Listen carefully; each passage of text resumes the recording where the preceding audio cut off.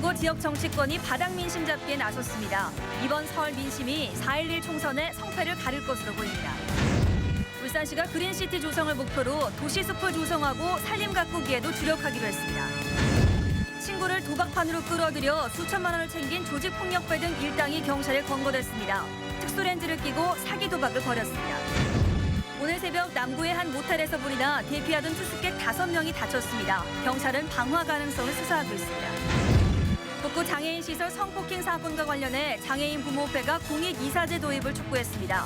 경찰은 본격적인 수사에 나섰습니다. 생활비를 주지 않는다는 이유로 어머니를 살해한 40대 여인에게 징역 12년이 선고됐습니다. 지난해 울산의 교통사고 사망자 수가 지난 2004년 이후 처음으로 2자릿수로 줄어든 것으로 나타났습니다. 설을 맞아 지역 농산물이 선물용과 제수용으로 인기를 끌고 있습니다. 여러분 안녕하십니까? 1월 19일 목요일 UBC 프라임 뉴스입니다.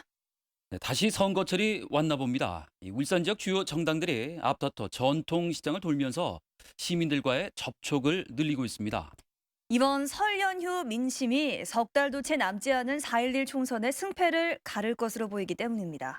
보도에 선우석 기자입니다. 지역 정치권이 등 돌린 민심을 얻기 위해 설 대목 전통시장을 잇따라 찾았습니다.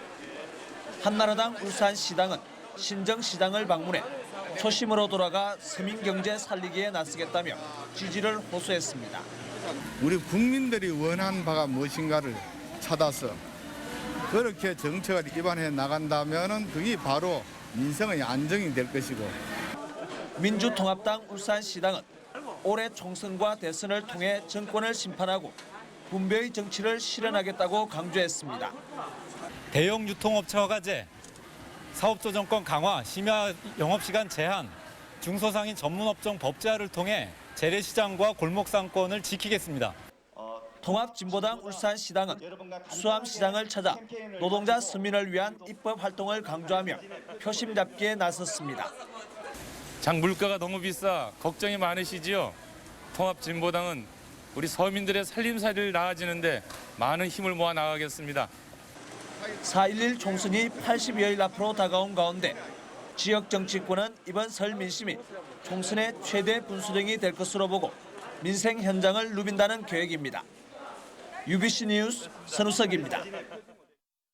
이동우 전 울산 중소기업 종합지원센터 본부장은 오늘 기자회견을 갖고 중구의 옛 명성 회복을 위해서 이번 총선에서 한나라당 후보로 중구에 출마하겠다고 밝혔습니다. 이상원 전 새천년 민주당 울산시당 위원장도 출마 회견에서 민주통합당 후보로 북구에 출마해 주민복지에 앞장서는 정치를 펼치겠다고 밝혔습니다. 사회당과 진보신당 울산시당은 오늘 기자회견을 갖고 노동중심 진보정당 건설을 위해서 이번 총선에서 최소 3명의 지역구 후보를 낼 계획이라고 밝혔습니다. 두 당은 노동자 정치 세력화를 위해서 총선 전 합당을 목표로 통합 작업을 진행하고 있다며 다음 달 초 4.11 총선 공동선거운동본부 구성을 위한 공동기획단을 구성할 것이라고 덧붙였습니다. 네, 다음 소식입니다. 10년 전만 해도 공원이 부족했던 울산은 이제 시민 1명당 공원 면적이 전국에서 가장 넓습니다. 울산시는 산업도시를 기반으로 그린시티 울산으로 한 발 더 나아간다는 계획입니다. 김익형 기자가 취재했습니다. 백시만송이 장미축제를 비롯해 사시사철 다양한 볼거리로 시민들의 휴식처가 된 울산대공원. 월드컵을 치른 문수구장과 아름다운 호수를 품은 울산체육공원. 한때 전국 꼴찌였던 울산의 공원 면적은 2000년대 들어 대규모 공원들이 잇따라 들어서면서 이제 전국 1위입니다. 대구와 대전을 앞질렀고 부산, 서울과는 큰 격차를 보이고 있습니다. 울산시는 올해도 대왕암공원과 선바위공원, 성암공원 등 공원 조성을 계속할 계획입니다. 선바위공원과 성암공원 조성을 비롯한 완충녹지 조성 사업, 가로면 녹화 사업과 산림병해충 방제 사업을 역점적으로 추진할 계획입니다. 이와 함께 486억 원을 들여 장미 31만 송이와 학교숲 7곳을 조성하고 3,600헥타르의 숲 가꾸기 사업과 42km 길이의 등산로를 정비할 계획입니다. 공원과 녹지, 산림 분야까지 대대적으로 정비해서 이른바 그린시티로 나아가기로 한 겁니다. 대한민국 산업수도 울산이 환경도시 울산, 녹색도시 울산의 모습까지 더해가고 있습니다. UBC 뉴스 김익현입니다. 도박을 하면서 상대방의 패를 훤히 들여다본다면 돈을 잃을 일이 없겠죠. 특수렌즈를 끼고 사기 도박판을 벌여 수천만 원을 챙긴 일당이 경찰에 붙잡혔는데요. 이들은 친구가 큰 돈을 벌었다는 소문을 듣고 일부러 그 친구에게 접근했다고 합니다.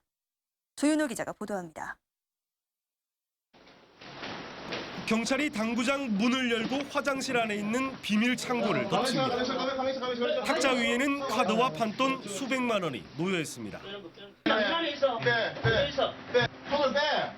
두 남자가 눈에서 빼낸 것은 동그란 보라색 특수렌즈.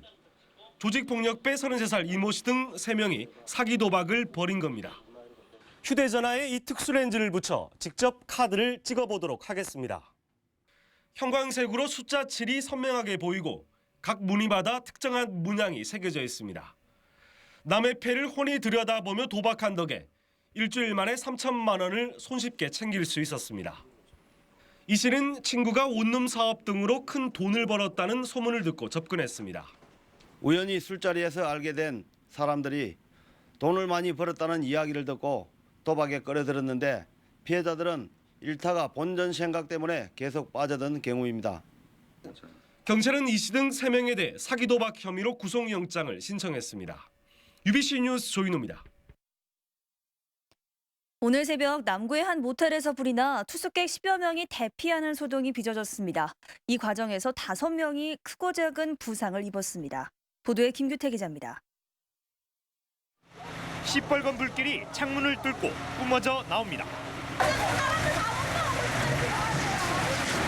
10여 분 만에 불길은 잡혔지만 통로까지 연기가 가득 차면서 2층에 있던 투숙객이 창문 밖으로 뛰어내립니다.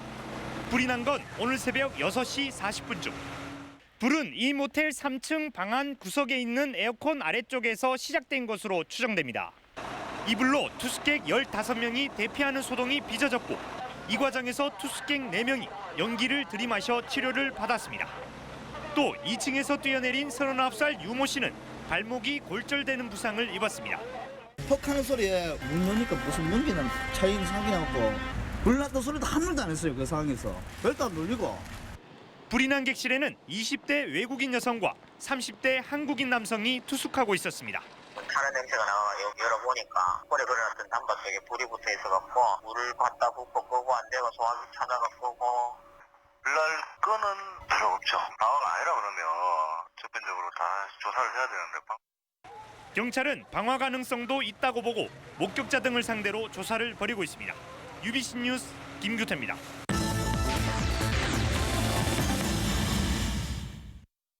설날을 맞아 지역 농산물이 선물용과 제수용으로 인기를 끌고 있습니다. 작황이 좋아서 품질이 좋아진 데다 가격을 내린 것이 주요했습니다. 이다루 기자가 취재했습니다. 지역 농산물 판매 코너에 설 선물을 사려는 고객들의 발길이 잇따르고 있습니다. 지난해 2,800원이던 울산 신고배는 2,400원으로 5,500원이던 범서 단감도 5,000원 이하로 내려 인기를 끌고 있습니다. 그리고 가격이 저번 추석에 비해서 좀 저렴해지고 물건이 좋아져서 살려고. 울산배는 홈쇼핑에도 진출해 27,000여 상자를 판매하는 등 5억 원 이상의 매출을 올렸습니다. 품질이나 당도가 좋습니다. 그리고 또 충분한 물량 확보로 인해서 추석보다는 한 10% 이상 저렴하게 공급하고 있습니다. 국거리와 산정용 한우 세트도 가격을 15% 낮추면서 판매량이 25%가량 늘었습니다. 울주군 상국면에서 생산한 가지산 사과는 최근 보름 사이에 무려 1,000상자가 판매됐고 북구 강동에서 생산된 채소류는 제수용품으로 인기입니다. 계약 재배를 통해 가지고 그 물량을 충분히 수급할 수 있었고 또 그로 인해서 선물 세트 가격이 많이 저렴해졌고 그래서 아주 많이 팔 수 있었습니다.